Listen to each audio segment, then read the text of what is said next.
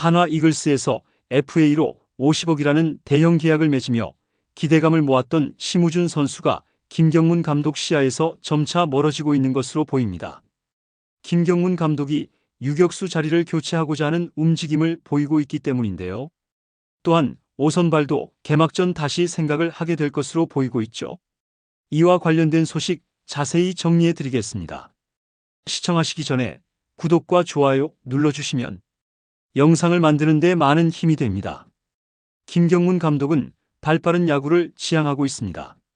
이로 인해 FA에 나온 발빠른 심우준을 50억이라는 대형 계약을 맺고 발빠르게 영입하는 데 나섰는데요. 하지만 기대감을 모았던 심우준은 아직 개막전이기는 하지만 아직도 타격에서 부진한 모습을 보이며 출루하는 모습을 자주 보여주지 못하고 있죠. 이로 인해 김경문 감독은 중대 결단을 내렸는데요. FA에서 실패를 경험하며 다시 한화로 돌아와 계약을 체결한 이후 줄곧 퓨처스리그에서만 뛰며 1군 무대를 밟지 못했던 한화 이글스의 하주석이 드디어 1군 선수단에 합류했습니다. 그동안 실전 감각을 끌어올리며 기회를 기다려온 하주석이 어떤 활약을 펼칠지 기대가 모아졌는데요. 김경문 감독이 지휘봉을 잡고 있는 한화 이글스는 9일 청주야구장에서 2025 KBO 리그 두산 베어스와의 두 번째 시범 경기를 치렀습니다. 한화는 하루 전인 8일 같은 장소에서 열린 시범 경기 개막전에서 두산을 상대로 접전을 벌였지만 결국 4대6으로 아쉽게 패배를 기록했는데요. 이로 인해 한화는 이날 경기에서 소력을 다짐하며 필승 의지를 다졌습니다. 무엇보다 시범 경기 초반이지만 선수들의 컨디션 점검과 전력 실험이 중요한 시점인 만큼 팀 내부적으로도 다양한 조합을 시험하며 본 시즌을 대비하고 있는데요. 이날 한화의 선발 투수로는 5선발 경쟁에서 한 발 앞서고 있는 이상규가 등판했습니다.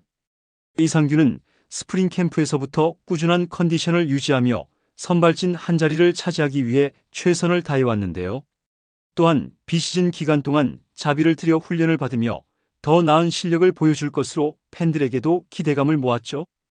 이로 인해 등판에서 안정적인 경기 운영과 날카로운 피칭을 보여준다면 정규 시즌에서도 선발 한 축을 맡을 가능성이 더욱 커질 전망이었는데요.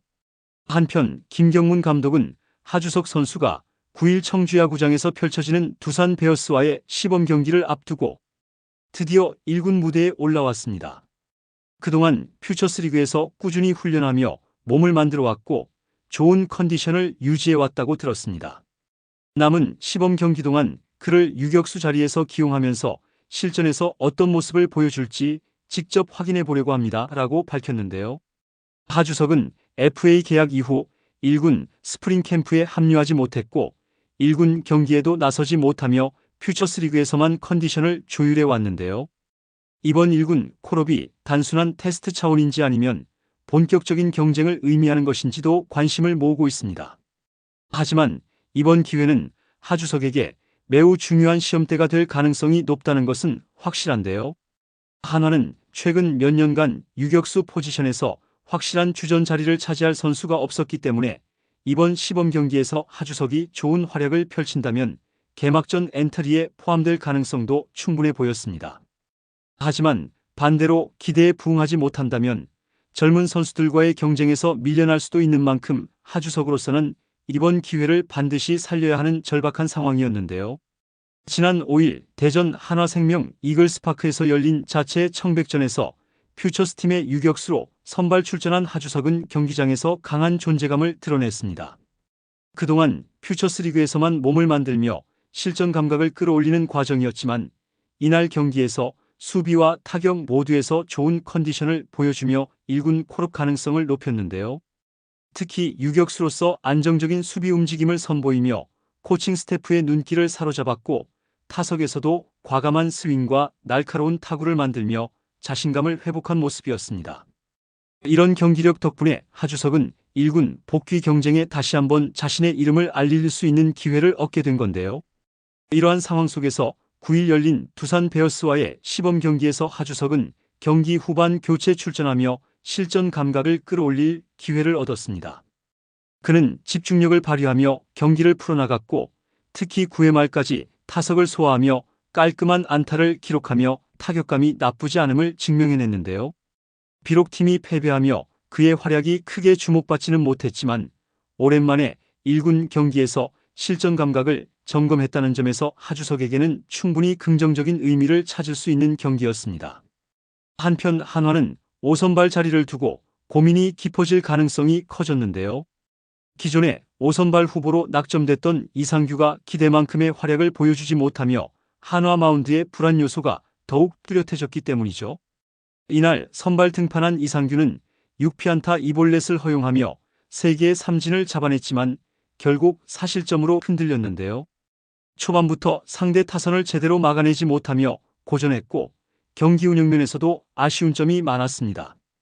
무엇보다 제구가 흔들리면서 불필요한 출루를 허용한 것이 결정적인 실점으로 이어졌고 장타까지 허용하며 흐름을 완전히 내준 것은 뼈아픈 장면이었는데요. 한화 벤치 입장에서는 5선발로 기대했던 이상규가 아직 확실한 안정감을 보여주지 못했다는 점에서 고민이 커질 수밖에 없습니다. 이로 인해 이상규가 믿음을 주지 못한다면 개막 이후에도 5선발 자리를 놓고 계속해서 변화를 줄 가능성이 높아질 수밖에 없는데요. 하지만 이날 경기에서 한화 마운드에 긍정적인 요소가 전혀 없었던 것은 아니었습니다. 오히려 불펜에서 등판한 조동욱이 강한 존재감을 드러내며 앞으로의 마운드 운영에 있어 또 다른 변수를 만들어냈는데요. 바로 이상규에 이어 두 번째 투수로 마운드에 오른 조동욱은 단 27개의 공만을 던지며 3개의 탈삼진을 기록했고 상대 타선을 완벽하게 봉쇄하는 무실점 피칭을 선보이며 강한 인상을 남겼습니다. 무엇보다 그의 투구에서 가장 인상적이었던 점은 공격적인 피칭 스타일이었는데요.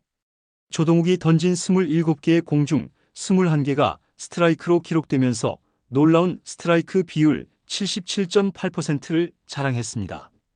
그는 상대 타자 8명 중 7명을 상대로 초구의 스트라이크를 던지거나 타격을 유도하면서 적극적인 승부를 펼쳤고 경기 템포를 빠르게 가져가며 안정감을 보여주었는데요. 물론 시범 경기라는 점을 감안하면 한 경기만으로 선발진의 운명이 완전히 결정되는 것은 아니지만 조동욱이 앞으로도 이런 퍼포먼스를 유지한다면 5선발 대체 자원으로 떠오를 가능성이 충분해 보이죠. 이제 남은 시범 경기에서 한화가 어떤 결정을 내릴지 관심이 집중되고 있습니다. 과연 하주석은 개막 엔트리에서 유격수로 활약할 수 있을지, 문동주가 오기 전까지 5선발 자리는 누가 차지하게 될지 궁금증을 자아내고 있는데요. 여러분들의 생각은 어떠신가요? 댓글로 여러분의 의견을 알려주세요. 영상을 시청해주셔서 대단히 감사드리며 선수들의 소식을 계속 듣고 싶으시다면 구독과 좋아요를 부탁드립니다.